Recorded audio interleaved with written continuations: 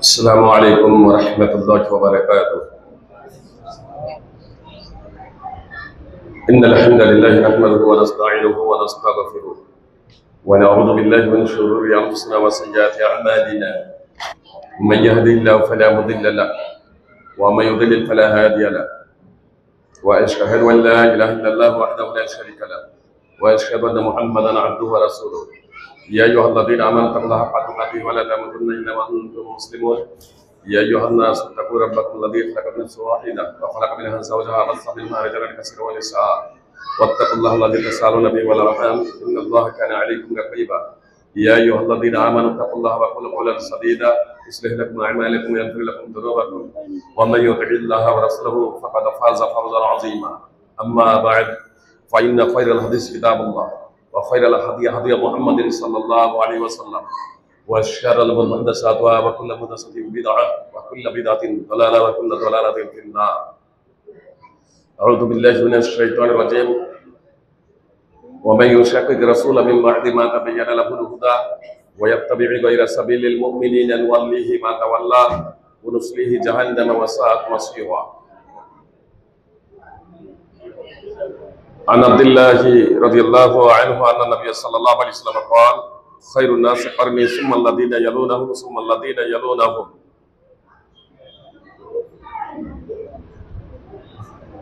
রাওয়াহুল বুখারী। সম্মানিত সভাপতি সাহেব, ঘোড়ারাস থেকে আগত সালাফিয়া মাদ্রাসার প্রধান শিক্ষক বন্ধুবর আব্দুল হামিদ ফাইদি হাফেজাহুল্লাহ, জমিয়তের কর্মীবৃন্দ, দক্ষিণ দিনাজপুর জেলা জমিয়তে আহলে হাদিসের দক্ষিণ 24 পরগনা জেলা জমিয়তে আহলে হাদিসের বিভিন্ন প্রান্ত থেকে আগত আইমা গ্রামে জামে মসজিদে উপস্থিত এবং যারা বাইরে আছেন লাইভে অথবা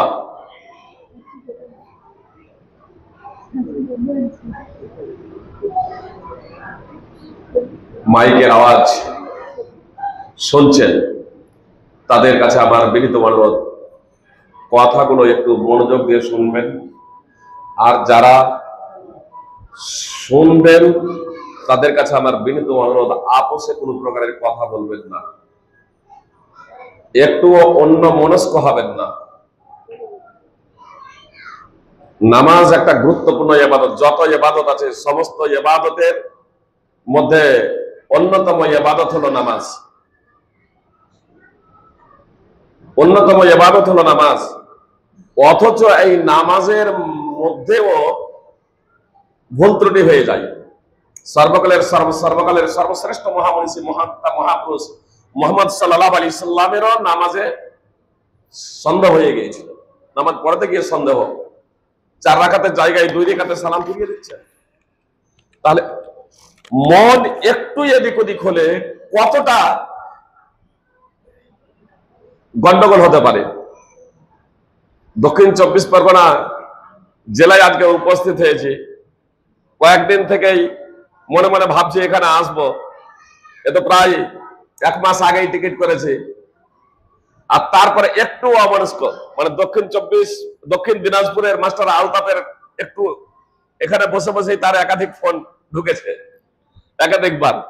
আমি শুধু ওনাকে মেসেজ করে দিয়েছি প্রোগ্রামে রয়েছি, ফোন রিসিভ করে নাই।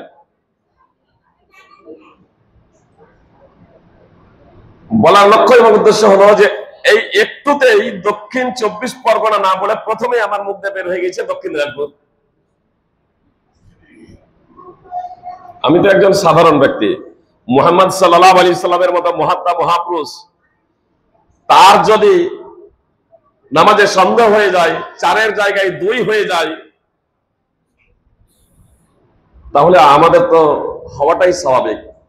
সেখানে মোবাইলের রিং বাজবে, সাইলেন্ট যদি না করেন তাহলে মোবাইলের রিং বাজবে, আর একজনের রিং বাজলেই অন্যজন তাকাবে। এজন্য প্রত্যেকেই মোবাইল সাইলেন্ট করে নিন। প্রোগ্রাম যতক্ষণ চলবে ফোন রিসিভ করবেন না, বক্তব্য মনোযোগ দিয়ে শুনুন। কিছুক্ষণ আগেই দেখলাম আমার আলোচ্য বিষয় মানহাজে সালাফ এবং মুক্তির উপায়। আমি অবশ্য বলবো ভেবেছিলাম দাওয়াতকে কেন্দ্র করে তার বিভিন্ন পাঠ একটু একটু করে আলোচনা করব, তো দেখছি যে শেখের আবার এই বিষয়টা দাওয়াতের গুরুত্ব এবং মাহাত্ম্য রয়েছে। তো দাওয়াতের গুরুত্ব এবং মাহাত্ম্য প্রসঙ্গে আমি আলোচনা করব না, তবে আমার আলোচ্য বিষয় যে আলোচ্য বিষয় দেওয়া হয়েছে ইনশাআল্লাহ নির্ধারিত সময়ের মধ্যেই বক্তব্যটিকে আমি ফুটিয়ে তোলার প্রচেষ্টা করব। তবে একটি কথা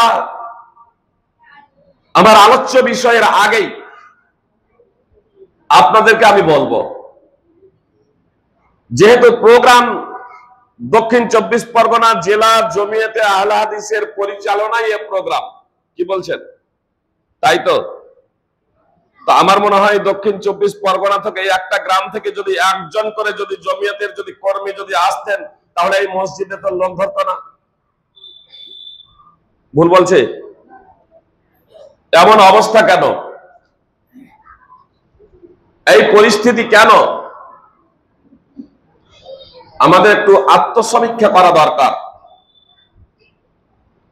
আমাদের একটু নিজেদের জীবনকে নিয়ে মূল্যায়ন করা দরকার, যে এমনটা হচ্ছে কেন, কেন কর্মীরা আসছেন না? আমরা কি তাহলে কর্মীদের বুঝাতে পারছি না? আহলে হাদিস সমাজকে বুঝাতে পারছি না? মানব জাতিকে বুঝাতে পারছি না? মুসলিমদেরকে বুঝাতে পারছি না? নাকি আমরা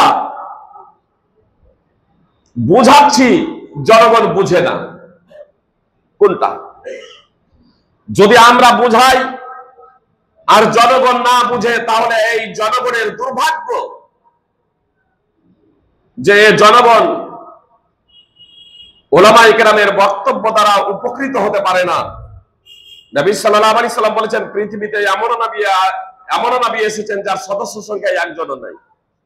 তিনি স্বয়ং আল্লাহ তাআলার পক্ষ থেকে প্রশিক্ষণ প্রাপ্ত, তিনি আল্লাহ তাআলার পক্ষ থেকে জিবরিল আলাইহিস সালামের মাধ্যমে প্রশিক্ষণ প্রাপ্ত, তারপরেও তার সদস্য সংখ্যা একজনও নেই। সেই নবীর ব্যর্থতা নয়, বরং তার জাতির দুর্ভাগ্য যে নবীর উপদেশ শুনে জাতি উপকৃত হয় নাই। এটা সেই জাতির দুর্ভাগ্য। আমি জনগণকে বলতে চাই, যদি আপনারা এখনো বক্তব্য শুনে পরিবর্তন যদি না হতে পারেন, পরিবর্তনের মানসিকতা তৈরি করতে না পারেন, তাহলে এটা আপনাদের দুর্ভাগ্য। আর আমরা যদি বুঝাতে না পারি, তাহলে আমাদের আত্মসমীক্ষা করা একান্ত কর্তব্য এবং দরকার। শেখ দাওয়াতের মাহাত্ম্য এবং গুরুত্ব নিয়ে আলোচনা করবেন। আমি শুধু এখানে একটা পয়েন্ট আপনাদের সামনে বলতে চাই, আমাদের কেমন হওয়া উচিত, আমাদের কি করা কর্তব্য। কথা এবং কর্মের মাঝে আমাদের সামঞ্জস্যতা রাখতে হবে। আল্লাহ বলছেন, ওয়ামান আহসানু কাওলাম মিম্মান দাআ ইলাল্লাহি ওয়া আমিলা সলিহা। তার থেকে ভালো কথা আর কার হবে যে আল্লাহর দিকে আহ্বান করে, আল্লাহর দিকে দাওয়াত দেয়। অর্থাৎ যে ব্যক্তি আল্লাহর দিকে দাওয়াত দেয়, তার কথা সব থেকে ভালো কথা। এখানেই আল্লাহ ছেড়ে দেননি, বলছেন ওয়া আমিলা সলিহা, এবং সৎ কর্ম করে। কথা এবং কাজের মাঝে সামঞ্জস্যতা আবশ্যিক। একজন বক্তা, একজন দায়ী, একজন বক্তা, একজন দায়ী, একজন মুবাল্লিগ, একজন দায়িত্বশীল, প্রত্যেকেরই কথা এবং কাজের মাঝে সামঞ্জস্যতা আবশ্যিক। যদি সামঞ্জস্যতা না থাকে, তাহলে কিন্তু ফলপ্রসূ হবে না কোনো কাজেই। কোনো কাজেই কেউ ফলপ্রসূ হবে না। একজন দায়িত্বশীল তার দায়িত্বে সফলতা অর্জন করতে সক্ষম হবে না, সে ব্যর্থ হবে। এর শুধু দুটো উদাহরণ দিচ্ছি। হুদাইবিয়ার সন্ধির পরে মুহাম্মদ সাল্লাল্লাহু আলাইহি সাল্লাম সাহাবায়ে কিরামদের বললেন, কুনু ফানহারু সুম্মা হালিকু, দাঁড়াও, কুরবানি করো, মাথা নেড়া করে নাও।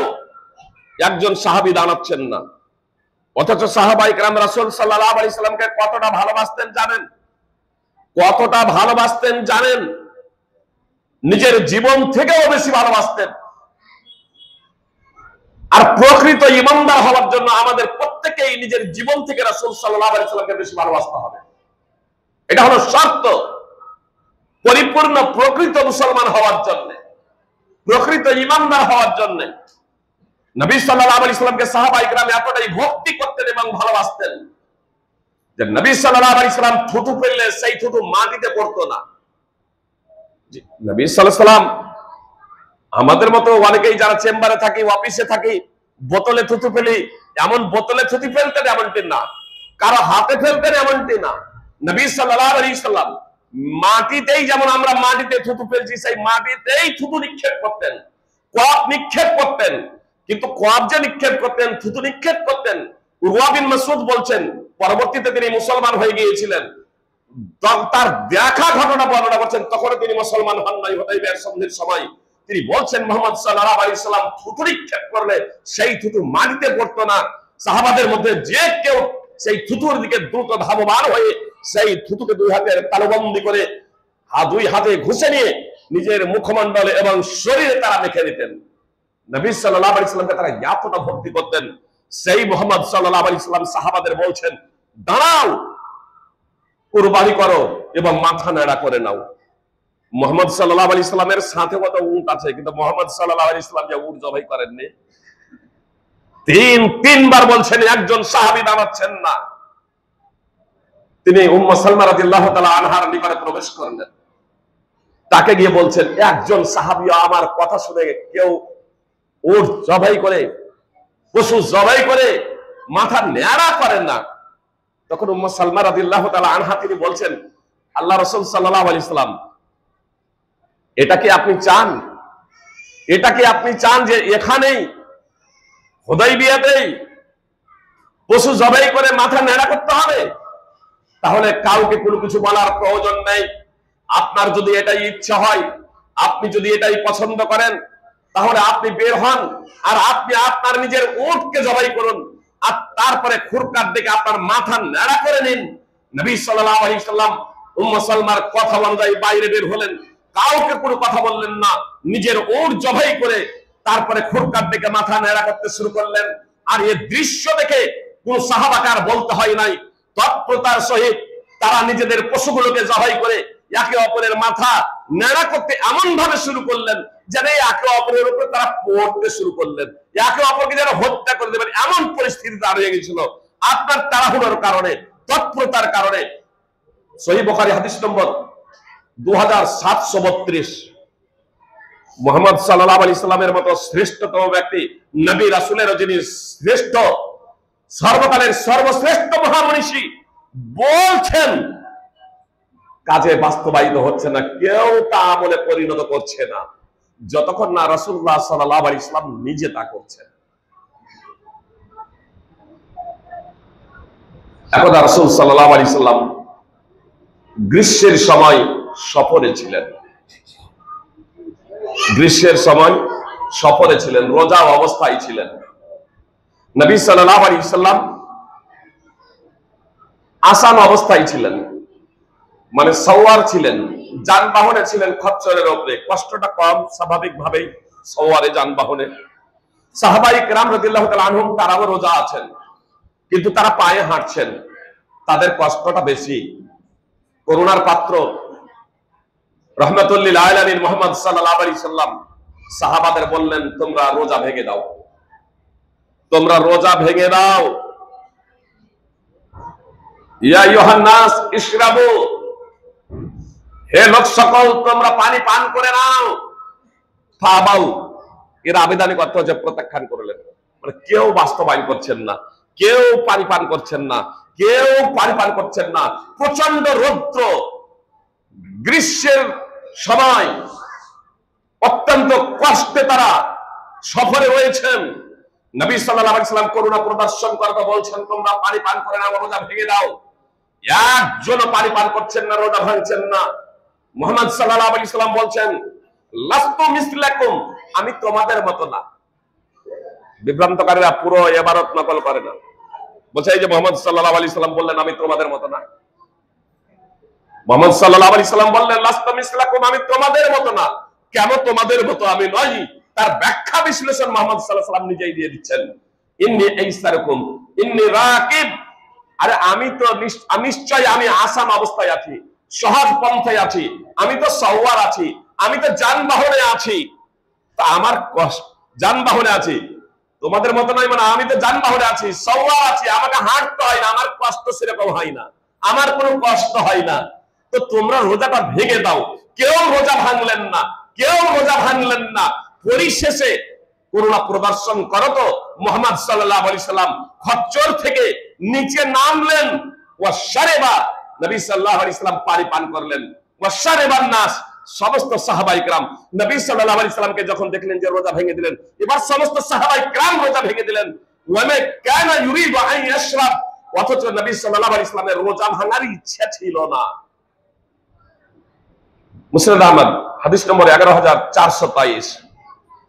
এত দ্বারা বোঝা গেল যে বক্তাকে, দায়ীকে, মুবাল্লিগকে, জমিয়তের কর্মীকে, আহলে হাদিসদের আইডিয়াল হতে হবে, মডেল হতে হবে, কথা এবং কাজের মাঝে মিল থাকতে হবে। সুপ্রিয় ভাই এবং বোন, আসুন মানহাজে সালাফ এই বিষয়টা নিয়ে আলোচনা করলে অনেক সময়ের প্রয়োজন। আমি খুব সংক্ষেপে এই বিষয়টাকে আপনাদের সামনে উপস্থাপন করার প্রচেষ্টা করছি, একটু মনোযোগ দিয়ে শুনবেন।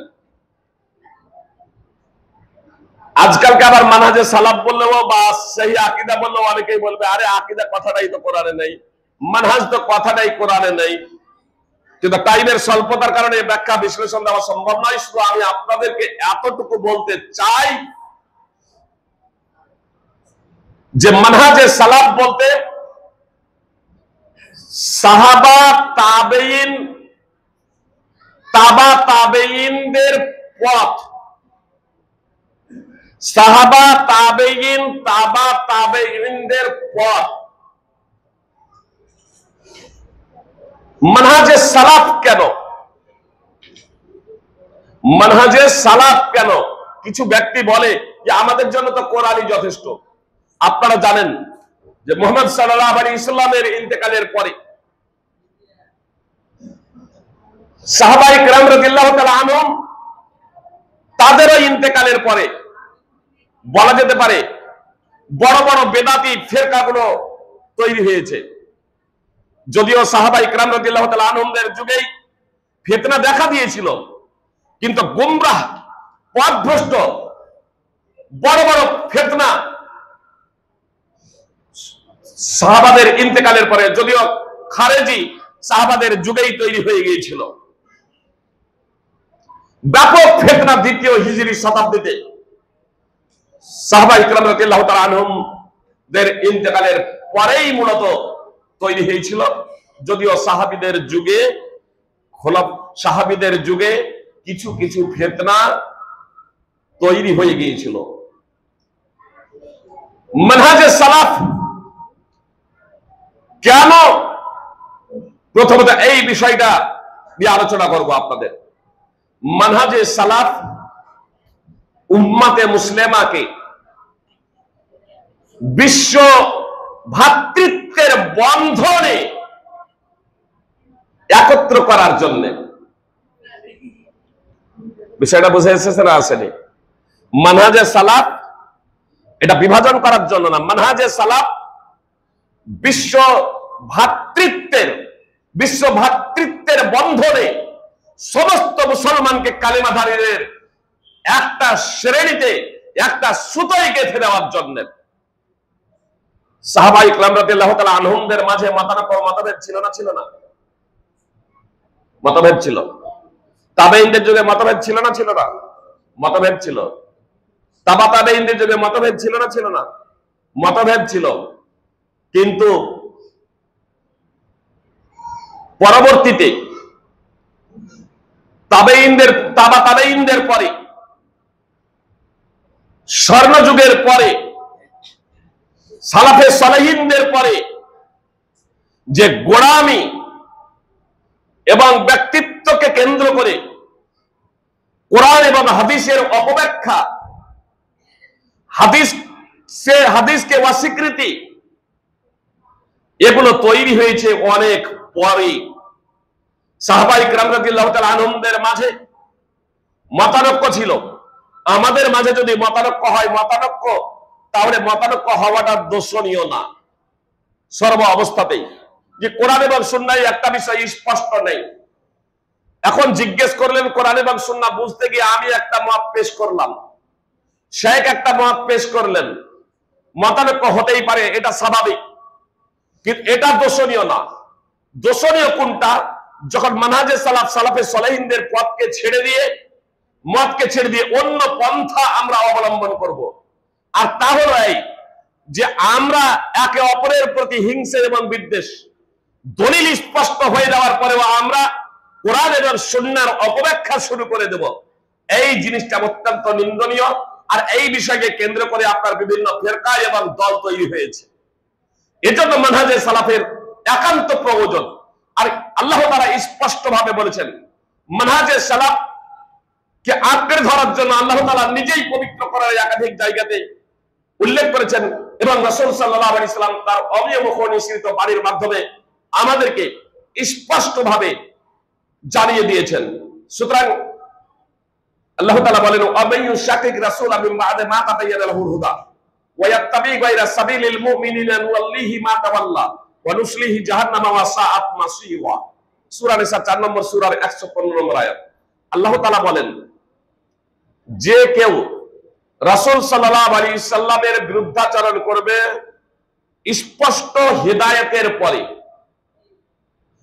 স্পষ্ট পথ নির্দেশনার পরে, যে কেউ রাসূলুল্লাহ সাল্লাল্লাহু আলাইহি সাল্লামের বিরুদ্ধাচরণ করবে, তারপরে বলছেন ওয়ায়াত্তাবি গায়রা সাবিলিল মুমিনিন, এবং মুমিনদের পথকে ছেড়ে অন্য পথে ধাবমান হবে। মুমিন বলতে কারা? মুমিন বলতে কারা? এই কোরআন যখন অবতীর্ণ হয় তখন আমাদের অস্তিত্ব ছিল। কোরআন যখন অবতীর্ণ হয় তখন যারা ঈমান নিয়ে এসেছিলেন তাদের কি বলা হয়? সাহাবা। এক কথায় সাহাবা। তাহলে সাহাবায়ে কেরাম রাদিয়াল্লাহু তাআলা আনহুম, আল্লাহ তাআলা কি বলছেন? ওয়ায়াত্তাবি গায়রা সাবিল, সাবিল বলছেন গায়রা সাবিলিল মুমিনিন, মানহাজ মানে পথ, আর সাবিল মানে পথ, মুমিনদের পথ। মানহাজে সালাফে সালেহিন 1 নম্বরে আছেন সাহাবায়ে কেরাম রাদিয়াল্লাহু তাআলা আনহুম। তো আল্লাহ তাআলা বলছেন মুমিনদের পথকে ছেড়ে অন্য পথে যারা ধাবমান হবে, অর্থাৎ সাহাবায়ে কেরাম রাদিয়াল্লাহু তাআলা আনহুমদের পথকে ছেড়ে যারা অন্য পথে ধাবমান হবে, আল্লাহ বলছেন আমি তাকে সেদিকেই যেতে দেব, আমি তাকে সেদিকেই যেতে দেব, এবং তাকে জাহান্নামে নিক্ষেপ করব। আবাস হিসেবে তা কতই না মন্দ। সূরা নিসার 115 নম্বর আয়াত। তাহলে মানহাজে সালাফ, আমরা কেন মানহাজে সালাফে সালেহিনদের পথকে কেন আঁকড়ে ধরবো? এ থেকে আমরা স্পষ্ট বুঝতে পারলাম আল্লাহ তাআলা বলছেন যে সাহাবাদের পথকে ছেড়ে দিয়ে অন্য পথে যারা ধাবমান হবে তাদেরকে আমি সেই দিকেই ধাবমান করবো, আর তারা পথভ্রষ্ট হবে। আর এজন্যই আল্লাহ বলছেন যে তাদেরকে জাহান্নামে নিক্ষেপ করব। ঈমান, সাহাবাদের ঈমানকে আল্লাহ তাআলা মানদণ্ড হিসেবে নির্ধারণ করেছেন। আল্লাহ বলছেন ফাইন আমানু বিমিসলি মা আমানতুম বিহি ফাকাদ ইহতাদাউ ওয়া ইন তাওয়াল্লাউ ফাইন্নাহুম ফি শিকাক। সূরা বাকারা 2 নম্বর সূরার 137 নম্বর আয়াতের অংশ বিশেষ আল্লাহ তাআলা স্পষ্ট ভাবে বলেন, যদি তারা তোমাদের মতো ঈমান নিয়ে আসে তবে হেদায়েত প্রাপ্ত হবে, আর যদি বিমুখ হয়ে যায় অর্থাৎ তোমাদের মতো ঈমান নিয়ে না আসে তবে তারা তো রয়েছে কেবল বিরোধিতায়। এখানে দুটো শব্দ বুঝে নিন, তারা এবং তোমাদের। তোমাদের ঈমানকে মানদণ্ড করেছেন তারাদের জন্য, তোমাদের বলতে কারা আর তারা বলতে কারা? তোমাদের বলতে কারা? এই আয়াত যখন অবতীর্ণ হয় তখন যারা ঈমান এনেছিলেন তাদের কি বলা হয়? সাহাবা। তো সাহাবা হলেন তোমাদের। জি, কথা একটু মনোযোগ দিয়ে শুনুন। তোমাদের বলতে সাহাবায়ে কিরাম রাদিয়াল্লাহু তাআলা আনহুম। তো সাহাবায়ে কিরাম রাদিয়াল্লাহু তাআলা আনহুম হলেন তোমাদের। এবার তারা বলতে কারা? এই আয়াত অবতীর্ণের সময় যারা ঈমান নিয়ে আসে নাই, ইহুদি, খ্রিস্টান, পৌত্তলিক, মুশরিক, এক কথায় ওয়া মুসলিম, এবং কিয়ামত পর্যন্ত যত মানুষ, আজ কিয়ামতের আগে পর্যন্ত যত মানুষ জন্মগ্রহণ করবে, সে মুসলমান ঘরে জন্মগ্রহণ করুক আর ওয়া মুসলমান ঘরে জন্মগ্রহণ করুক, এরা সবাই হলো তারা। আমরা সবাই হলাম তারা। আমরা সবাই হলাম তারা। পৃথিবীর আজকে যত মানুষ আছে আমরা সবাই তারা। এই তারাদের, তারা, এই তারারা কখন হেদায়েত প্রাপ্ত হবে, কখন সঠিক পথের পথিক হবে, কখন তারা সব পথের পথিক হবে, হেদায়েত প্রাপ্ত হবে, হেদায়েতের পথে থাকবে কখন? যখন এরা সাহাবায়ে কিরাম রাদিয়াল্লাহু তাআলা আনহুমদের মতো ঈমান আনয়ন করবে। বুঝে এসেছে না? আসেনি? সাহাবায়ে কিরাম রাদিয়াল্লাহু তাআলা আনহুমদের মতো ঈমান আনয়ন করবে। যদি সাহাবায়ে কিরাম রাদিয়াল্লাহু তাআলা আনহুমদের মতো ঈমান আনয়ন না করে তাহলে এরা হেদায়েত প্রাপ্ত হবে না, এরা মতভেদে লিপ্ত হবে। এরা মতভেদে লিপ্ত হবে। আজকে আমাদের মতভেদে লিপ্ত হওয়ার অন্যতম কারণ হলো যে আমরা সাহাবায়ে কিরাম রাদিয়াল্লাহু তাআলা আনহুমদের মতো ঈমান আনয়ন করি নাই। আমি বলছি মতানৈক্য, মতভেদ হতে পারে, একে কেন্দ্র করে ফেরকা ফেরকা হওয়া যাবে না, দলবাজি করা যাবে না। একটাই দল থাকবে, কোরআন এবং সুন্নাহর দল। কোরআন এবং সুন্নাহর অনুসারী সুপ্রিয় ভাতৃবৃন্দ, ভগ্নীগণ, কথা একটু মনোযোগ দিয়ে শুনবেন। আর সেটা হলো সাহাবায়ে কিরাম রাদিয়াল্লাহু তাআলা আনহুমদের। মতানৈক্য ও মতভেদ কিভাবে হয়েছে এটাও আপনাদের একটু শুধু আপনাদের ইঙ্গিত দেই। একদা মদিনা থেকে কিছু লোক ইবনে আব্বাস রাদিয়াল্লাহু তাআলা আনহুর কাছে এলো। আর আসার পরে জিজ্ঞেস করছে, কোন মহিলা যদি বিদায়ী তওয়াফের আগেই ঋতুবতী হয়ে যায় তাহলে তার করণীয় কি? তখন ইবনে আব্বাস রাদিয়াল্লাহু তাআলা আনহু বললেন, সে বিদায়ী তওয়াফ না করেই সে মক্কা ত্যাগ করতে পারে। এটা হয়তো বুঝতে পারছেন না যে বিদায়ী তওয়াফ মানে যারা হজ করেন, এই হজ সম্পাদনকারীদের মক্কা ত্যাগ করার পূর্বে এদের তওয়াফ করতে হয়। মনে করেন হজ কমপ্লিট হয়ে গেল, হজ কমপ্লিট হওয়ার পরে মক্কাতে অবস্থান করছেন, তো যেদিন তারা মক্কা ত্যাগ করবেন তো মক্কা ত্যাগের পূর্বে তাদেরকে তওয়াফ করতে হবে। এই তওয়াফটাকে বিদায়ী তওয়াফ বলে। নবী সাল্লাল্লাহু আলাইহি সাল্লামের একটা কমন হাদিস, আম হাদিস হচ্ছে, তোমাদের কেউ যাতে বিদায়ী তওয়াফ না করে মক্কা ত্যাগ না করে।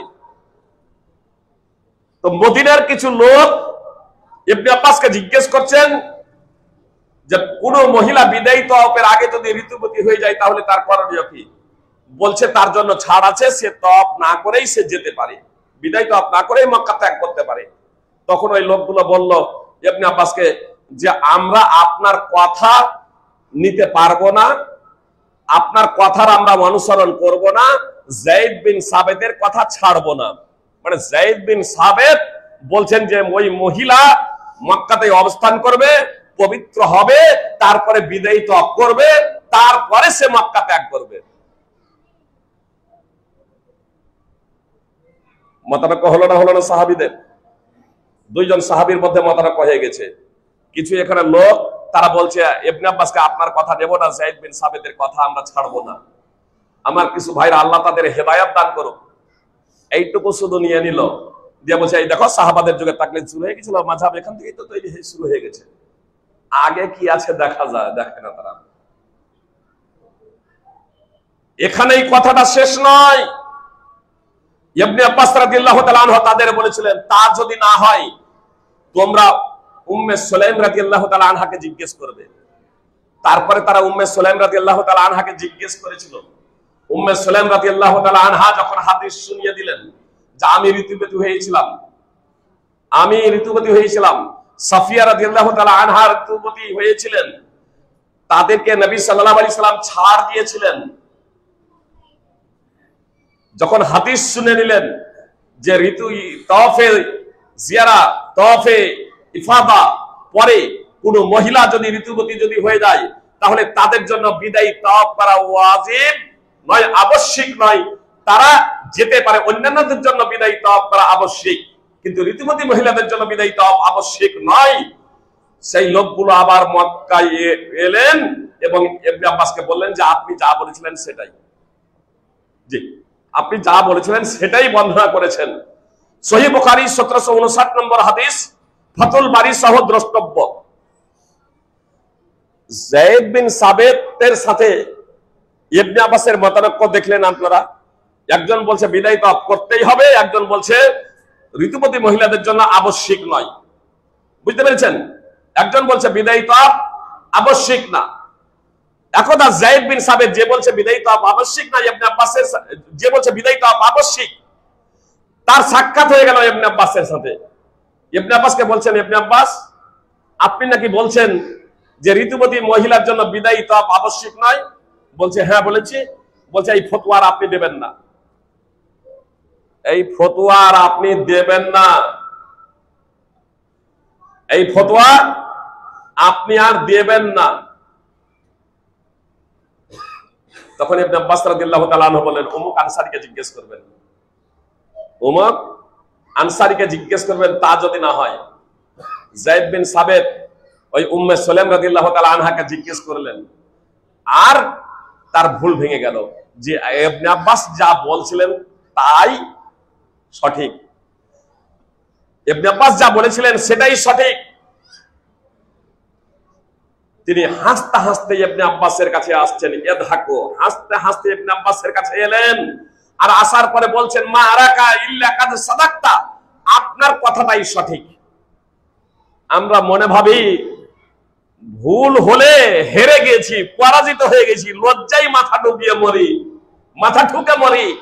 আরে ভুল সংশোধনে ব্যর্থতা নয়, সফলতা আছে, এটা ভুলে গিয়েছি। যদি মানহাজে সালাফ যদি বুঝতাম, মানহাজে সালাফকে যদি আঁকড়ে ধরতাম, তাহলে ভুল সংশোধনে বরং আনন্দিত হতাম। যায়েদ বিন সাবিত রাদিয়াল্লাহু তাআলা আনহু ইবনে আব্বাসকে বলেন নাই, আমি তো কাতেবে ওহী, আমি ওহীর লেখক, বয়সে বড়, আমার অনেক জ্ঞানের কথা বলেন নাই। ইবনে আব্বাস যেমন বললেন যে আনসারী সাহাবিয়া রাদিয়াল্লাহু তাআলা আনহাকে জিজ্ঞেস করবেন, উম্মে সুলাইম রাদিয়াল্লাহু তাআলা আনহাকে জিজ্ঞেস করছেন, নিজের ভুল বুঝতে পেরে ইবনে আব্বাসের কাছে হাসি মুখে আসছেন আর বলছেন, মারাকা ইল্লা কাদ সাদাকতা, আপনার কথাটাই সঠিক। এই যায়েদ বিন সাবিত তার ভুল ফতোয়া ছেড়ে দিলেন, ঐক্যমত হয়ে গেলেন।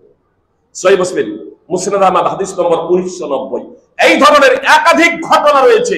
মতানক্য হয়েছে দলিল না পৌঁছানোর কারণে, মতানক্য হয়েছে বুঝতে ভুল করে। এগুলো হওয়াটা স্বাভাবিক সুপ্রিয় ভাই এবং বোন, কিন্তু মতানক্যকে কেন্দ্র করে, এই মতভেদকে কেন্দ্র করে হিংসা বিদ্বেষ বা দলবাজি কিংবা দলিল পৌঁছে যাওয়ার পরেও এটা তো আমার ইমামের মত নয়, এটা তো আমার জমিয়তের বা সংগঠনের নীতি নয়, এই বলে কোরআন এবং সুন্নাহকে বিসর্জন দেওয়া কখনো কাম্য না। বিশির মারিসি 2018-তে মৃত্যুবরণ করেছে, মামুন রশিদ 2018-তে মৃত্যুবরণ করেছে। এই মামুন রশিদকে বিভ্রান্ত করেছিল আপনার বিশির মারিসি, গুমরাহ করে দিয়েছিল বিশির মারিসি। একদা আব্দুল আজিজ মাক্কি, বিশির একদা আব্দুল আজিজ মাক্কি মামুন রশিদের তত্ত্বাবধানে বিশির মারিসির সাথে মুনাজারার জন্য উপস্থিত হলেন, মুনাজারা করব। আব্দুল আজিজ মাক্কি শর্ত রাখলেন, মুনাজারা করব, তাহলে নাকলকে প্রাধান্য দেব আকলের উপরে, নাকলকে প্রাধান্য দেব জ্ঞানের উপরে, অর্থাৎ ওহীকে প্রাধান্য দেব, কোরআন এবং সুন্নাহকে প্রাধান্য দেব বিবেকের উপরে। তখন মামুন রশিদ বললেন যে বিবেকের উপরে যে আপনি, বিবেকের উপরে জ্ঞানের উপরে যে আপনি কোরআন এবং সুন্নাহকে প্রাধান্য দেবেন, তার দলিল। তখন আব্দুল আজিজ মাক্কি বললেন, ইয়া আইয়ুহাল্লাযীনা আমানু আতিউল্লাহ ওয়া আতিউর রাসূলা ওয়া উলিল আমরি মিনকুম ফাইন তানাযাতুম ফি শাইইন ফারুদ্দুহু ইলাল্লাহি ওয়া রাসূলি ইন কুনতুম তু'মিনুনা বিল্লাহি ওয়াল ইয়াউমিল আখির যালিকা খায়রুন ওয়া আহসানু তা'বীলা। সূরা নিসা 4 নম্বর সূরার 59 নম্বর আয়াত পেশ করে দিলেন যে হে ঈমানদারেরা, তোমরা আল্লাহর আনুগত্য করো, রাসূল সাল্লাল্লাহু আলাইহি সাল্লামের আনুগত্য করো, এবং তোমাদের মধ্যে যারা নির্দেশদাতা, তোমাদের মধ্যে বলছেন, তোমাদের মধ্যে যারা নির্দেশদাতা, নির্দেশ কে দেয়? মৃত না জীবিত? আরে এই ইসলামী শাসক, আর একে যদি সম্প্রসারিত করা হয় তাহলে আলেম ওলামা সহ ইসলামী শাসক, আপনার আতিউ শব্দটা যার অর্থ হচ্ছে আনুগত্য করো, আল্লাহর জন্য আল্লাহ ব্যবহার করেছেন, তারপরে তার উপরেই আত করে দেননি, কোমা দিয়ে দেননি, অ দিয়ে দেননি, এবং দিয়ে দেননি, বরং আতিউ দ্বিতীয়বার ব্যবহার করছেন, আনুগত্য করো দ্বিতীয়বার ব্যবহার করছেন। কিন্তু তৃতীয়বারের বেলায় তৃতীয়বারে আর আতিউ ব্যবহার না করে, আনুগত্য এটা আতিউ শব্দটা বাক্যটা ব্যবহার না করে এবার অ শুধু কোমা অ এখানে ব্যবহার করে দিয়েছেন। কেন?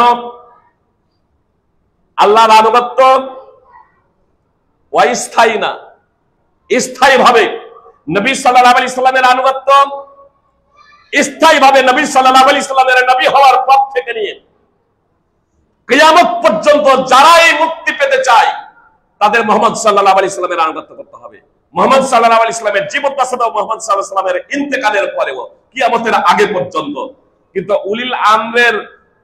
উলিল আমরে মিনকুমের আনুগত্য একটা স্থায়ী ভাবে না, যে আজকে একজন যারা আনুগত্য করতে শুরু করে যে উলিল আমর, তার ইন্তেকালের পরেও তার আনুগত্য করতে হবে এমনটা না। এক, দুই, সমস্ত কথা এবং কর্মে তার আনুগত্য না, যে কথা এবং কর্মগুলো কোরআন এবং সুন্নাহর অনুকূল হবে তারই আনুগত্য। ইসলামী শাসক যতক্ষণ পর্যন্ত, আলেম ওলামা যতক্ষণ পর্যন্ত কোরআন এবং সুন্নাহর কথা বলবেন ততক্ষণ পর্যন্ত তাদের আনুগত্য করা যাবে। যদি আলেম ওলামা পাপ কাজে নির্দেশ দেয়, ইসলামী শাসক যদি পাপ কাজে নির্দেশ দেয়, তাহলে তার আনুগত্য করা যাবে না, তখন তার আনুগত্য না করাটা আবশ্যিক, ফরজ। এজন্য আল্লাহ তাআলা আর এই উলিল আমরি মিনকুমের জন্য আর সেপারেট ভাবে আতিউ শব্দ, আনুগত্য করা এই শব্দটা ব্যবহার করেন নাই। তারপর আল্লাহ তাআলা বলেন ফাইন তানাযাতুম ফি শাইইন ফারুদ্দুহু ইলাল্লাহি ওয়া রাসূল। যদি তোমাদের কোনো বিষয়ে মতবিরোধ হয়ে যায়, মতবিরোধ হবে কেন? মতবিরোধ তো মানুষের বিবেক দ্বারাই মতবিরোধ হয় না। কি বলছেন? মানুষ, আপনার বোধ শক্তি এক ধরনের, আমার বোধ শক্তি এক ধরনের, আপনার মেধা এক ধরনের, আমার মেধা এক ধরনের। এখানে যতগুলো লোক বসে আছি ততগুলো মানুষের চিন্তা ভাবনা এবং ততগুলো মানুষের মেধা জ্ঞান ভিন্ন ধরনের, তাই না? তাহলে মতানৈক্য এবং মতভেদ হওয়াটাই স্বাভাবিক। আল্লাহ তাআলা বলেন যখন কোনো বিষয়ে তোমাদের মতবিরোধ হয়ে যাবে, ফারদুহু ইলাল্লাহি ওয়া রাসূল, তখন তোমরা তার সমাধান করো আল্লাহ এবং রাসূলের কাছে। আল্লাহর কাছে বলতে পবিত্র কোরআন, রাসূলের কাছে বলতে রাসূল সাল্লাল্লাহু আলাইহি সাল্লাম যতদিন জীবিত ছিলেন ততদিন রাসূল সাল্লাল্লাহু আলাইহি সাল্লাম ডাইরেক্ট যারা নিকটে ছিলেন তার কাছে ফয়সালা, যারা দূরবর্তী ছিলেন রাসূল সাল্লাল্লাহু আলাইহি সাল্লামের জীবদ্দশাতেও তার সুন্নাহ, এবং কিয়ামতের আগে পর্যন্ত সুন্নাহ, সহিহ হাদিস, পবিত্র কোরআন এবং সহিহ হাদিসের মাধ্যমে তোমরা সমস্যার সমাধান করো। তোমাদের বিবেক বুদ্ধিকে এখানে বিসর্জন দিতে হবে কোরআন এবং সুন্নাহর কাছে। তোমাদের বিবেক এবং বুদ্ধিকে তোমাদের অনুগত্য করতে হবে কোরআন এবং সুন্নাহ। কোরআন এবং সুন্নাহকে বিবেক বুদ্ধি দিয়ে প্রত্যাখ্যান করা যাবে না। তোমার বিবেক এবং বুদ্ধিতে বুঝে যদি না আসে তাহলে তোমার বিবেকের এটা ত্রুটি, তোমার এটা মেধার ত্রুটি, যে তুমি বুঝতে সক্ষম নও, তুমি সেই জায়গায় পৌঁছাতে সক্ষম নও।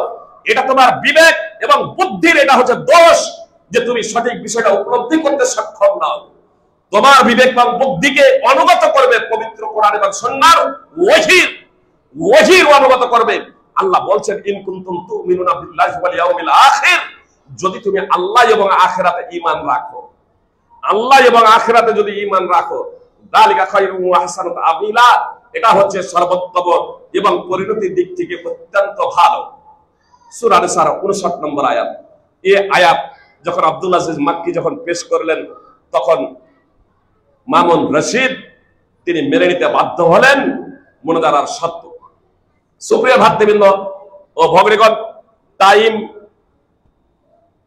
মানে এসা পর্যন্ত প্রোগ্রাম আর আলোচক অনেক মাগরিব থেকে, এজন্য কিছু বিষয় নিয়ে বেশি আলোচনা করা কারো পক্ষে সম্ভব হবে না। এজন্য বিস্তারিত যাচ্ছিলাম। মানহাজে সালাফকে বোঝার জন্য আপনাদের 3টা পয়েন্ট আমি আপনাদের সামনে রেখে যাচ্ছি। এই 3টা পয়েন্টকে যদি আপনারা স্মরণে রাখেন তাহলে আপনাদের বুঝতে খুব সুবিধা হবে। মানহাজে সালাফকে বোঝার জন্য খুব সহজে তাকদীমুন নাকলি সহিহ আলাল আকল, যার এক্ষুনি আলোচনা করলাম, এ প্রসঙ্গে একাধিক দলিল এবং আসার পেশ করা যেতে পারে। সময়ের দিকে লক্ষ্য রেখে তা আমি আজ করছি না। তাকদীমুন নাকলি সহিহ আলাল আকল, অর্থাৎ কোরআন এবং সুন্নাহ দ্বারা যখন কোনো কিছু সাব্যস্ত হয়ে যাবে তখন আমাদেরকে সর্বান্তঃকরণে তা মেনে নিতে হবে। আমার তা বুঝে আসুক আর না আসুক, মেনে নেওয়ার পরে আমাকে সাধ্যমতো তার বাস্তবায়নের প্রচেষ্টা করতে হবে। আমি সাধ্যমতো বাস্তবায়ন করব। বাস্তবায়ন করতে গিয়ে যদি আমি অলসতা এবং উদাসীনতা প্রদর্শন করি, অন্তত ইসলাম থেকে বের হয়ে যাব না, মুসলমান থাকবো। পাপাচারের কারণে নরকে গেলেও জেল খেটে একদিন আপনি জান্নাতে যেতে পারবেন ইনশাআল্লাহ। কিন্তু যদি আপনি মেধাকে নাকলে সহির উপরে যদি প্রাধান্য দেন, কোরআন এবং সুন্নাহর উপরে যদি আপনার বিবেককে বুদ্ধিকে প্রাধান্য দেন, যে আজ কোরআন প্রাসঙ্গিক না, সুন্নাহ প্রাসঙ্গিক না, ইসলামের সব বিধান আজকের যুগে প্রাসঙ্গিক না, আপনার মস্তিষ্কে বুঝে আসে না, বিবেকে বুঝে আসে না বলে আপনার বিবেকের দোষ না দিয়ে আপনি যদি ইসলামের দোষ খুঁজেন তাহলে আপনি মুসলমান থাকতে পারবেন না। ধর্মপাল বিয়ে তারকে ইসলাম বলে একটা বই লিখেছিল, মানে ইসলাম ছেড়ে দাও, ইসলাম আর প্রাসঙ্গিক না। ভারতবর্ষের মাটিতে সব থেকে পুরাতন সংগঠন হলো জমিয়তে আহলে হাদিস। 1896 খ্রিস্টাব্দে সানাউল্লাহ অমৃতসরি কানপুরের ফাইজাম থেকে, আমরা মৌনাথ ভাঞ্জনের ফাইজি কানপুরের ফাইজাম থেকে ফারেগ হন। এখন তত সালে এটাই এখন মৌনাথ ভাঞ্জনেরটাই এখন ছিল কিনা আল্লাহু আ'লাম, মানে কানপুরের অধীনস্থ, মানে ক্ষুদ্র ক্ষুদ্র হচ্ছে তো। হ্যাঁ, 1996 ফারেগ হন সানাউল্লাহ অমৃতসরি, আর 1896 ফারেগ হন সানাউল্লাহ অমৃতসরি, আর 1906 খ্রিস্টাব্দে সংগঠন প্রতিষ্ঠা করেন জমিয়তে আহলে হাদিস, আর তার জেনারেল সেক্রেটারি হন সানাউল্লাহ অমৃতসরি রাহিমাহুল্লাহ। তো তারকে ইসলাম ধর্মপাল বিয়ে যখন তারকে ইসলামের আর প্রয়োজন নেই বলে বই লিখলেন, তার দাঁত ভাঙার জবাব লিখলেন আল্লামা সানাউল্লাহ অমৃতসরি রাহিমাহুল্লাহ, তুরকে ইসলাম, অর্থাৎ কাল বিলম্ব না করে ইসলামে প্রবেশ করো। মুসলমানদের শুধু রক্ষা করেননি, ধর্মপাল বিয়ে নিজেও তওবা করে কালিমা শাহাদাত পাঠ করে মুসলমান হয়ে গিয়েছিলেন। কিছু বুঝে না আসলে সেটা আপনার মেধার দোষ। কোরআন এবং সুন্নাহকে আমাদেরকে যথাযথভাবে মেনে নিতে হবে সুপ্রিয় ভাতৃবৃন্দ ও ভগ্নীগণ। তাহলে 1 নম্বর হচ্ছে আমরা বিবেকের উপরে প্রাধান্য দেব কাকে? কোরআন এবং সুন্নাহকে, বিবেকের উপরে। এবং এই দুটোই, এই কোরআন এবং সুন্নাহ এই দুটোই একসাথে প্রাধান্য দেব। কোরআন এবং সুন্নাহকে, ওহীকে প্রাধান্য দেব বিবেকের উপরে, মেধার উপরে। নম্বর 2 আদবুত তাবিল, আমরা তাবিল করব না, অপব্যাখ্যা করব না। আবুল হাসান আশআরী এর 3টা স্তর আছে। প্রথমে তিনি 40 বছর যাবত মুতাজিলি ছিলেন, তারপর সেই মতবাদকে বিসর্জন দিয়ে তিনি কিলাবিয়া মত অবলম্বন করেছিলেন। কিলাবিয়া মত, এই মতটাই ব্যাপকভাবে মানে তাবিল, অপব্যাখ্যা, তাবিল, আল্লাহ তাআলার শুধু 7টি সিফাত, বৈশিষ্ট্য, গুণাবলীকে স্বীকার করতেন, বাকিগুলোর আপনার অপব্যাখ্যা করতেন। বাকিগুলোর ব্যাখ্যা, যেমন আল্লাহ তাআলা প্রথম আসমানে নেমে আসেন, তারা ব্যাখ্যা কি করতেন? এই ব্যাখ্যা অপব্যাখ্যাকারীরা আসলে যে আল্লাহ তাআলা নেমে আসেন এমন কিনা, ফেরেশতারা নেমে আসেন। আল্লাহ তাআলার কদম, বলছে বাদশার কদম। এইভাবে বিভিন্ন ব্যাখ্যা অপব্যাখ্যা তারা করতেন। এই একটা যুগে এই বিষয়টা ব্যাপকভাবে ছড়িয়ে যায়। তৃতীয় পর্যায়ে তিনি তওবা করে আহলে সুন্নাহ ওয়াল জামাতের মাসলাক গ্রহণ করেন। সাহাবা তাবেঈন, তাবা তাবেঈন, সাহাবা এবং তাবেঈদের মাসলাক এই আবুল হাসান আশআরী তিনিও গ্রহণ করেন। আর বই লেখেন আল ইবানা আন উসুলিদ দিয়ানা। মাযহাবীদের যারা আশারি বলে চিৎকার করে, তার বাতিল আকীদাকে এখনো হৃদয়ে পোষণ করে, যে অনেকে এই সংখ্যাটা আছে, আমি নাম নিচ্ছি না, যারা আলেম ওলামা তারা বলছেন। আমি আলেম ওলামাদের বলতে চাই, আপনারা নিজেদের আশারি আর মাতুরিদি বলে চিৎকার করেন, অন্তত আশারি বলবেন না। আর নয় ইমাম আবুল হাসান আশআরীর আল ওয়াসুল আল ইবানা আন ওয়াসুলিদ দিয়ানা, আল ইবানা আন ওয়াসুলিদ দিয়ানা, এই বইটি আপনারা একবার পড়ে নেবেন। যথাযথ ভাবে তিনি আহমদ ইবনে হাম্বলকে আহলে সুন্নাহ ওয়াল জামাতের ইমাম বলে আখ্যায়িত করেছেন, এবং কোরআন এবং সুন্নাহ দ্বারা যে সমস্ত সিফাত আল্লাহ তাআলার গুণাবলী বৈশিষ্ট্য আছে তা তিনি যথাযথ ভাবে স্বীকার করে নিয়েছেন, এবং কোরআন এবং সুন্নাহ বিশুদ্ধ, কোরআন এবং বিশুদ্ধ সূত্রে যা কিছু হাদিস বর্ণিত আছে সেগুলোকে যথাযথ ভাবে তিনি স্বীকার করে নিয়েছেন। অতএব তার শেষ মত হচ্ছে, খুব সহজ ভাবে যদি বলবো মনে করি, আহলে হাদিসরা যে আকীদা পোষণ করেন, আবুল হাসান আশআরীর শেষ আপনার আকীদা এবং বিশ্বাস হলো এই আহলে হাদিসদের মত। অতএব মাযহাবী ভাইদেরকে বলবো, হয় আকীদা চেঞ্জ করেন, তার বাতিল আকীদা নেবেন না, আর না হয় তো তার দিকে নিজেদের সম্পর্ককে বিচ্ছিন্ন করেন। বরং আমি বলবো আকীদাকে চেঞ্জ করেন কোরআন এবং সুন্নাহর আলোকে। ইমাম আবু হানিফা, ইমাম শাফি, ইমাম মালিক, ইমাম আহমদ ইবনে হাম্বল রাহিমাহুল্লাহ দের যে আকীদা ছিল, সেই আকীদার দিকে আসুন। কোরআন এবং সুন্নাহ যখন প্রমাণিত হয়ে, কোরআন এবং বিশুদ্ধ সুন্নাহ যখন সহিহ হাদিস আমাদের কাছে পৌঁছে যাবে, তখন যথাযথ ভাবে আমরা কোরআন এবং সুন্নাহকে আমরা আঁকড়ে ধরবো ইনশাআল্লাহ। নম্বর 3 হচ্ছে আদমুত তাফরিক বাইনাল কিতাব ওয়াস সুন্নাহ। আদমুত তাফরিক বাইনাল কিতাব ওয়াস সুন্নাহ, কোরআন এবং হাদিসের মাঝে আমরা পার্থক্য করব না। আকীদার ক্ষেত্রে কোরআন তো ঠিক আছে, কিন্তু খাবরে ওয়াহিদ দ্বারা আকীদা গ্রহণ করা যাবে না, নাউযুবিল্লাহি মিন যালিক। ইমাম বুখারী রাহিমাহুল্লাহ যারা এই ধরনের কথা বলে যে খাবরে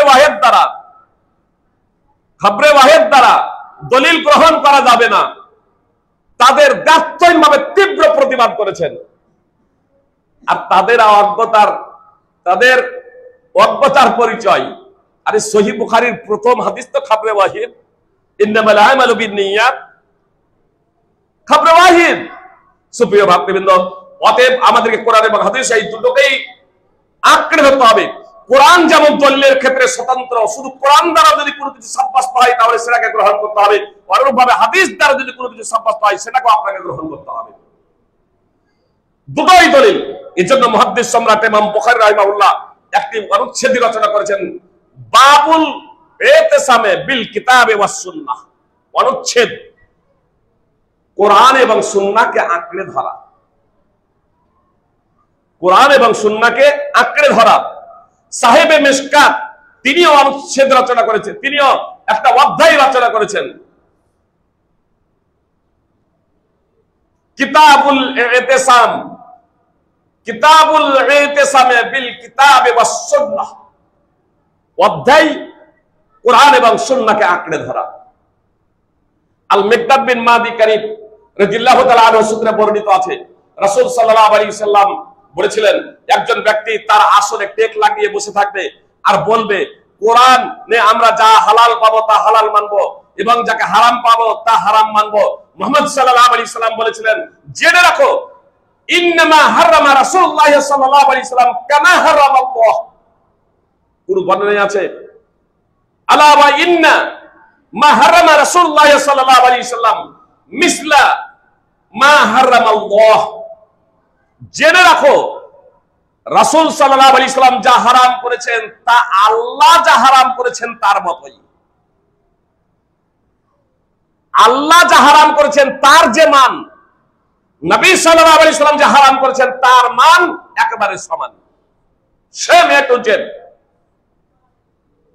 সুনানে তিরমিজি হাদিস নম্বর 2464 এবং সুনানে ইবনে মাজাহ হাদিস নম্বর 12, মুসনাদ আহমদ সহ বিভিন্ন হাদিস গ্রন্থে হাদিস আছে।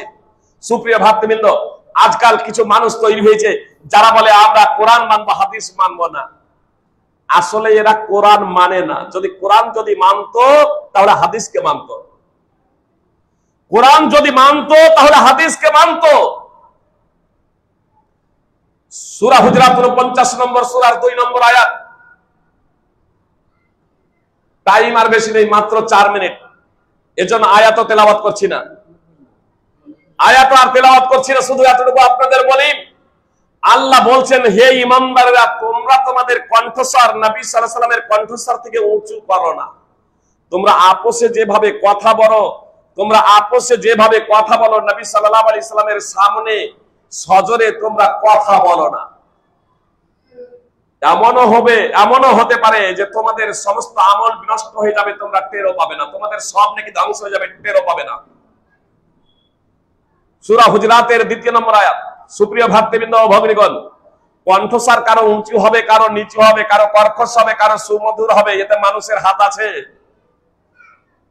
যে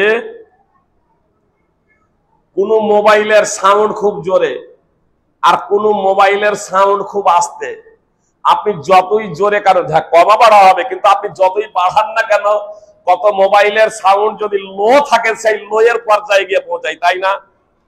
তো যেভাবে মোবাইল কোম্পানি যে মোবাইল যেভাবে তৈরি করেছেন, আল্লাহ মানুষকে যেভাবে সৃষ্টি করেছেন, যে কণ্ঠস্বর দিয়েছেন সেই কণ্ঠস্বর তার। আল্লাহ যার কণ্ঠস্বর দিয়েছেন উঁচু, সে নিচু করতে পারবে? যার কণ্ঠস্বর দিয়েছেন নিচু, উঁচু হবে? যার কণ্ঠস্বর সুমধুর, ও গালি দিলেও ভালো লাগে, তাই না? যেন ও গালি দিলেও ভালো লাগে। আর যার কণ্ঠস্বর কর্কশ, তাহলে কণ্ঠস্বর তো আল্লাহ তাআলা প্রদত্ত। সাবিত বিন কায়েস রাদিয়াল্লাহু তাআলা আনহুর কণ্ঠস্বর ছিল উঁচু। এই আয়াত যখন অবতীর্ণ হলো, তখন সাবিত বিন কায়েস বাড়িতে বসে গেলেন। নবী সাল্লাল্লাহু আলাইহি সাল্লাম তাকে দেখতে না পেয়ে জিজ্ঞেস করলেন, সাবিত বিন কায়েস কোথায়? সাবিত বিন কায়েস কোথায়? জিজ্ঞেস করলেন রাসূলুল্লাহ সাল্লাল্লাহু আলাইহি সাল্লাম। তখন সাদ বিন মুআজ রাদিয়াল্লাহু তাআলা আনহু বললেন যে আমি খবর নিয়ে আসি। সাদ বিন মুআজ তার বাড়ি যাচ্ছেন, দেখছেন বাড়িতে মাথা নিচু করে বসে আছেন, মাথা নিচু করে বসে আছেন। জিজ্ঞেস করছেন, সাবিত বিন কায়েস কি ব্যাপার? বলছেন, আরে আমি তো ধ্বংস হয়ে গেছি, আমি তো জাহান্নামী হয়ে গিয়েছি। আল্লাহ কোরআনে আয়াত অবতীর্ণ করেছেন, নবীর কণ্ঠস্বর থেকে কণ্ঠস্বর উঁচু করো না। আর আপনারা জানেন যে আমার কণ্ঠস্বর উঁচু। সাদ বিন মুআজ রাসূল সাল্লাল্লাহু আলাইহি সাল্লামের নিকটে বার্তা পৌঁছে দিলেন। নবী সাল্লাল্লাহু আলাইহি সাল্লাম শোনার পরে বলেছিলেন, তাকে গিয়ে বলে দাও, ইন্নাকা লাস্তা মিন আহলিন নার ওয়ালাকিন্নাকা মিন আহলিল জান্নাহ, নিশ্চয় তুমি জাহান্নামীদের দলভুক্ত নাও, তুমি জান্নাতীদের অন্তর্ভুক্ত। সহিহ বুখারী হাদিস নম্বর 4846 এবং সহিহ মুসলিম হাদিস নম্বর 119। আল্লাহ যে বললেন কণ্ঠস্বর উঁচু করো না, এর তাৎপর্য কি? শুনুন, কণ্ঠস্বর উঁচু করো না এর তাৎপর্য হলো যে নবী সাল্লাল্লাহু আলাইহি সাল্লামের হাদিসের মোকাবেলায় তুমি হাদিস পেশ করো না। মুহাম্মদ সাল্লাল্লাহু আলাইহি সাল্লামের হাদিসের মোকাবেলায় তুমি যুক্তি পেশ করো না। মুহাম্মদ সাল্লাল্লাহু আলাইহি সাল্লামের কথার মোকাবেলায় তুমি কথা পেশ করো না। মুহাম্মদ সাল্লাল্লাহু আলাইহি সাল্লামের হাদিসের মোকাবেলায়, সুন্নাহর মোকাবেলায় তোমার মতবাদকে তুমি বিসর্জন দাও, তুমি সেখানে আত্মসমর্পণ করো। এই হলো এর তাৎপর্য। এজন্য সাবিত বিন কায়েস মুহাম্মদ সাল্লাল্লাহু আলাইহি সাল্লামকে সর্বান্তঃকরণে নবী হিসেবে মেনে নিয়েছেন। নবী সাল্লাল্লাহু আলাইহি সাল্লামের থেকে আওয়াজটা উঁচু, এটাই ভীত সন্ত্রস্ত হয়ে গেছে। ইবলিসের মতো আল্লাহর কথার বিপরীতে যুক্তি পেশ করে নাই, যুক্তি পেশ করে নাই। কোরআন এবং সুন্নাহ এই দুটোকে আমাদেরকে যথাযথভাবে মেনে নিতে হবে। এই করলে হবে না যে কোরআন পেয়ে গেছি, সুন্নাহ মানবো না, এই যদি করি তাহলে আমরা পথভ্রষ্ট হয়ে যাব। টাইম যেহেতু 5 মিনিট বৃদ্ধি করলেন, এজন্য আপাতত 5 মিনিট টাইম নিচ্ছি। আব্দুল আহমেদ ভাইকে 5 মিনিট টাইম আপনারা দিয়ে দেবেন।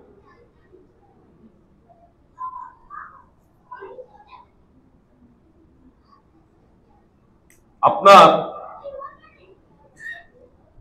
আমি বলেছি যারা বলে কোরআন মানে হাদিস মানবো না, এরা আসলে কোরআনও মানে না, এরা আসলে কোরআনও মানে না। আর হাদিস ছাড়া কোরআন বোঝা সম্ভব নয়। একাধিক দৃষ্টান্ত দেওয়া যায়, সবাই নেই, শুধু একটা কথা আমি বলবো। সূরা তাওবা 9 নম্বর সূরা 36 নম্বর আয়াতে আল্লাহ তাআলা বলেছেন যে আল্লাহ তাআলার নিকটে মাস সমূহের গণনা 12টি। আল্লাহ তাআলার বিধানে যেদিন আল্লাহ তাআলা আসমান সমূহ এবং জমিনকে সৃষ্টি করেছেন, তার মধ্যে 4টা মাস হলো হারাম মাস, 4টা মাস হলো পবিত্র মাস। সেই 4টা মাস কি কি পবিত্র কোরআনে উল্লেখ নেই, কিন্তু তার বিধান বর্ণিত হয়েছে, কোরআনে উল্লেখ নেই। এখন যদি হাদিস ছাড়া বলা হয় যে আপনি হাদিস ছাড়া ওই 4টা মাস কি কি বলেন, পারবে? 4টা মাস পবিত্র, 12টা মাসের মধ্যে 4টা মাস হলো সম্মানিত মাস। একটা মাসের নাম বলেন দেখি।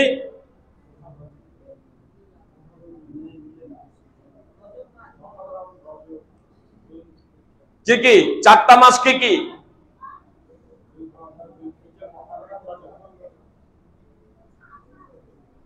কি কি বলুন?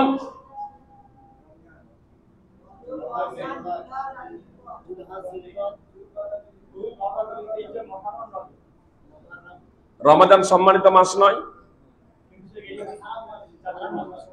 আপনি তো হাদিসের ব্যাখ্যা বলছেন। যদি সাধারণভাবে জনগণকে বলে হাদিস ছেড়ে দিয়ে, তাহলে 1 নম্বরে আমাদের মাথায় কি আসবে? অথচ রমাদানের কোনো অস্তিত্ব নেই এই জায়গাতে।